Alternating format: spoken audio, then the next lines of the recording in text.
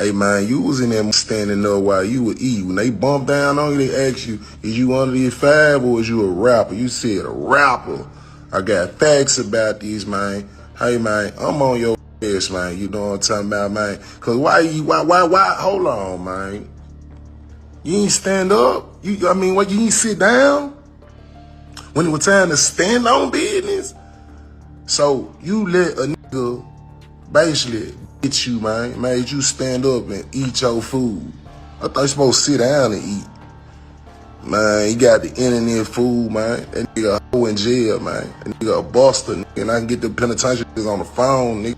For real.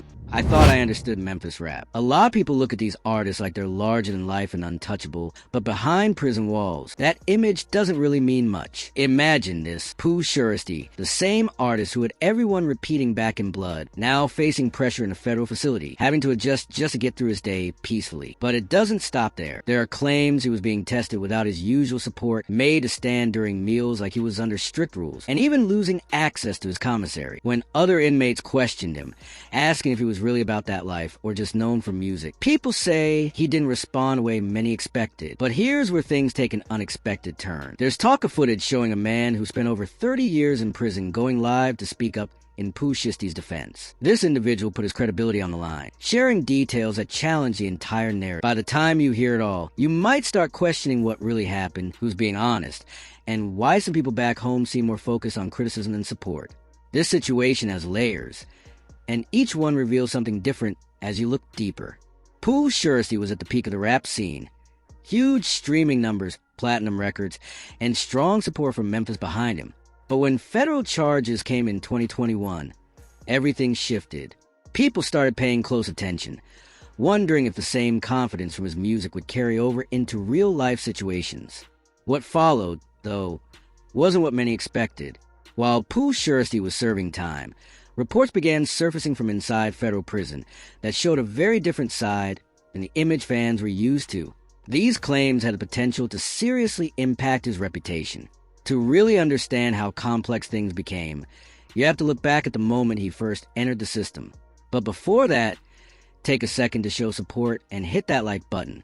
Let's go back to 2021. Pooh Shiesty was dominating. Back in Blood, with Lil Durk, was everywhere, and many were calling him the next big name out of Memphis. Then his federal case tied to an incident in Miami quickly caught up with him. Once he was sentenced, the entire hip-hop world was watching closely. In January 2022, he accepted a plea deal, admitting to one count of conspiracy related to firearm possession connected to criminal activity. Prosecutors were aiming for a 10-year sentence, but his legal team managed to reduce it to 63 months. The case involving Lontrell Williams Jr. was connected to multiple incidents over a 2-year period, including 2 that reportedly took place in South Florida. This wasn't a county lockup situation. This was federal prison, where reputation alone doesn't carry weight if you can't handle the environment. Federal facilities have their own structure and their own politics, and for a young artist coming out of Memphis, it was a serious adjustment. Inside, people tend to group up in different ways, by affiliation, by region, or sometimes staying independent. When someone high-profile like Pooh Shiesty arrives, attention naturally follows, with everyone watching to see how they adapt. But this is where things started to take a turn. Stories began circulating online, suggesting that Pooh Shiesty wasn't carrying himself the way his public image might have led people to believe. These were claims that could easily shake any rapper's reputation. According to various voices online, including individuals claiming ties to Memphis, there was pressure involved in how he was navigating prison life. One particular person even came forward with strong allegations, saying that Shiesty was being put in uncomfortable situations, like being made to stand during meals and losing certain privileges. That same source went further, claiming that when others questioned him about whether he was truly living what he rapped about or just representing it through music, he leaned more toward identifying as an artist. For many in that culture, that distinction can carry a lot of meaning. As these stories spread, people back in Memphis started reacting, debating whether the image from his music matched reality. The claims didn't stop there either. There were also suggestions that he had to follow directions from others inside, adjusting to the system around him. Another part of the claim suggested that Pooh Shiesty had to freestyle and perform for other inmates just to move through his time smoothly. Imagine that. The same artist pulling in millions of streams now being asked to rap in a completely different setting. If true, that would be a tough situation for anyone to deal with. As time went on, these stories kept circulating. Blogs connected to Memphis picked it up. Conversation spread, and his reputation started taking hits while he had limited ways to respond from inside. According to the same source, he was being labeled in a negative way within the facility, something that could seriously affect any rapper, especially one whose image is built on toughness. Now here's a part people don't always focus on, the financial side. Pooh Shiesty entered prison as a successful artist with strong earnings behind him, and in federal facilities, money can influence your day-to-day life. While many inmates rely only on basic meals, someone with financial support can have access to a different experience. We're talking about a commissary account that stays funded. In federal prison, people on the outside can send money, and Shiesty had backing from his team and supporters who kept things steady. With that kind of support, his food options were very different. Items like ramen, packaged tuna snacks, and protein bars can all add up. Some inmates even get creative, putting together meals from commissary that go far beyond standard prison food. After his release, Pooh Shiesty even mentioned in interviews that he was eating well during his time inside, including real meat. When you understand how commissary and inmate arrangements work, that's not surprising. Having money allows you to trade, pay for help, or arrange better meals within the system. It's almost like creating your own setup within the limits of prison life. And it's not just about food. Financial resources can make daily life more manageable overall. You can access better hygiene products, more comfortable essentials, and small upgrades that improve your routine. When someone has ongoing income while others are struggling, it naturally changes how they experience that environment. And here's the part people don't always mention. Having money on your books can also make you stand out in the wrong way. When it becomes known that an inmate has steady funds coming in, it can bring unwanted attention and pressure. So the question of whether Pooh Shiesty faced issues over his commissary isn't as simple as it sounds. In a federal setting, financial support can be both helpful and challenging at the same time. Now, let's get into something that really sparked conversation: the protective custody situation. This is where things become more sensitive, because in prison culture, that label carries a long-lasting perception. Protective custody means being separated from the general population, either by request or by administrative decision for safety reasons. On the surface, it's meant to protect individuals, but socially, it often comes with judgment.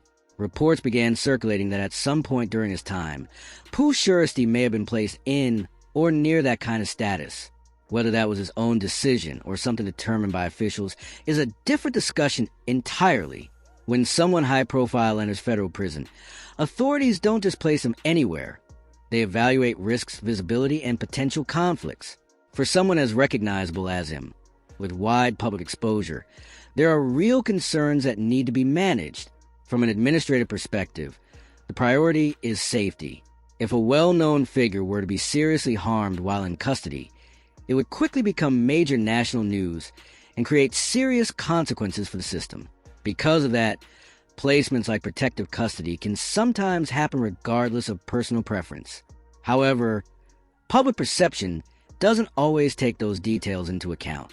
In certain circles, that label can be interpreted in a very specific way, and those assumptions began to attach themselves to his name while he was still unable to respond directly. As the conversation grew, platforms and blogs connected to Memphis started amplifying the discussion. The gossip pages quickly spread the news, intertwining protective custody angle with the various other claims surrounding Pooh Shiesty. What made things even more confusing was that different voices started telling completely different stories. Some people insisted he spent his time in protective custody, while others claimed they saw him in the general population, moving like everything was normal. That kind of contradiction alone suggests that not everyone speaking on it actually had first-hand knowledge or was being fully accurate. Now, this is where the situation takes a turn. As the conversation gained traction online, Pooh Shiesty finally had a response. Indirectly, it came through an older figure who reportedly spent over 3 decades in federal prison. This individual went live and essentially put his own reputation on the line to speak on Shiesty's behalf. Someone with that kind of background and experience carries a certain level of credibility when they choose to speak. According to this prison OG, the stories about Shiesty being pressured or taken advantage of weren't true. He explained that Pooh Shiesty kept to himself, handled his time quietly, and didn't try to prove anything to anyone. In his words, there was no sign of the behavior people online were claiming. Coming from someone with that level of experience, it added a completely different perspective to the situation. But to really understand everything, you have to look at what Pooh Shiesty himself later shared about his time inside. In interviews after getting released, Pooh Shiesty spoke about his time inside and mentioned that he was cooking regularly, not just basic noodles or standard commissary meals. He even talked about eating steaks, actual meat, not just packaged substitutes. When the interviewer asked him to clarify, he made it clear he wasn't exaggerating, just explaining that he was eating better than most inmates. That alone suggests he either had solid support or enough resources to stay comfortable. And when you factor in the money available to him, it lines up. He also shared that his daily routine focused heavily on writing music, while others were caught up in prison dynamics. Instead of getting involved in unnecessary situations, he was building verses and preparing for what came next. That kind of focus says a lot about where his mindset was during that time. He even managed to call into $1 million worth of game while still inside, speaking about his experience. Access like that isn't common. It usually takes connections, resources, and a certain level of flexibility within the system. The older figure who spoke up for him explained it in a simple way. Inside federal prison, if someone is really moving out of line, word spreads quickly. So the fact that a respected long-term inmate was willing to publicly support Pooh Shiesty adds another layer to the story. Still, the conversation didn't end there. Back in Memphis, people continued debating. The same individual who made the earlier claims came back even stronger, standing by his version of events. He argued that his own experience, traveling, doing time, and understanding that environment, gave him the ability to recognize what was real and what wasn't. Let's talk about something that doesn't get enough attention. What it's actually like being a celebrity in federal prison on a day-to-day basis. That experience is very different from what a regular inmate goes through, and most people on the outside don't really understand those dynamics. When you're well-known and you walk into a federal facility, your reputation gets there before you do. Staff recognize you, inmates recognize you, and administration already knows who you are. That kind of visibility creates a situation where attention comes from every direction. Some inmates might try to get close because they think it could benefit them. Others might test you, seeing your fame as something to challenge. There are also people who genuinely respect your work and want to connect on that level. And then there are those who might see opportunity because of your resources and outside connections. That's a lot to manage at once, especially while trying to stay focused, avoid trouble, and get through your time in the right mindset. That's the kind of environment Pooh Shiesty stepped into. That celebrity pressure inside is real. People often expect something from you, and you have to quickly figure out who is being genuine and who has other intentions. Then there's the visitation side of things. While many inmates may only see family occasionally, a high-profile figure can have attorneys, management, and relatives all trying to stay in contact. That kind of activity doesn't go unnoticed within the facility. When someone is frequently called for visits while others are just passing time, it can create mixed reactions. Some respect it, while others may view it differently. Others see it and resent it. And then there's the phone situation. In federal prison, phone access is limited and every minute costs money. But when an inmate has funds, they can regularly purchase phone time and stay in contact with family, legal teams, and business connections. That level of access can help someone stay mentally connected to life outside. In the case of Pooh Shiesty, reports suggested he stayed in touch with his team and kept up with developments in music while serving his time. That kind of connectivity is a clear advantage compared to the average inmate. At this point, two very different narratives started circulating. On one side, there were claims coming from individuals in Memphis suggesting he faced pressure and disrespect inside. On the other side, a long-term federal prison veteran publicly stated that those stories were not accurate and that Shiesty conducted himself appropriately during his time inside. What we can say for certain is that Pooh Shiesty completed his sentence without any widely reported major incidents involving him.